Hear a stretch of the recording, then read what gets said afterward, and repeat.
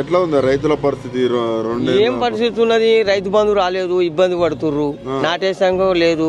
రైతు బంధు ఆయన రైతు భరోసా చేసి ఇంకెక్కువ ఇస్తా అన్నాడు కదా. ఎక్కువ ముచ్చట ఇంకా ఎక్కడ పోయిందో కానీ ఇంకా ఇచ్చే కాడికి ఆ కేసీఆర్ ఇచ్చిన కాడికి ఇచ్చినా అయిపోతుండే. ఇంకెక్కువ అన్నది ఎక్కడనే పోయినాయి అమ్దాం. అంతేనా? ఎట్లా ఊర్లలో ఈ 2 ఏళ్ల పరిపాలన గురించి ఏమనుకుంటున్నారు? కళ్యాణ లక్ష్మి అది కూడా తులం బంగారం, కళ్యాణ లక్ష్మి తులం కాలం పోయింది, ఉన్నాయి కూడా పోయినాయి. అంతేనా? మాపల్లేని వాడు పెళ్లి చేసుకుంటే ఇప్పుడు వాడు ఏడుస్తుండు. ఒక పంచనాలు ఖర్చు అయితే ఏమని అట్లా బాధపడితే కూడా ఇంతవరకు లేవు.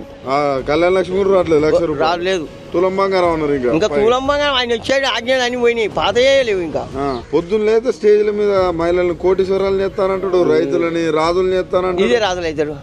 ఇచ్చే రాజులు అయితే ఉరి పెట్టుకొని చచ్చిపోతాడు. ఇదే రాజులు చచ్చిపోతానికి మరి ఇంకేముంది? ఇప్పుడు రైతు బంధు రాదా? అప్పుడేమో రైతు బంధు వచ్చేది మంచిగా పంట మీద వచ్చేది.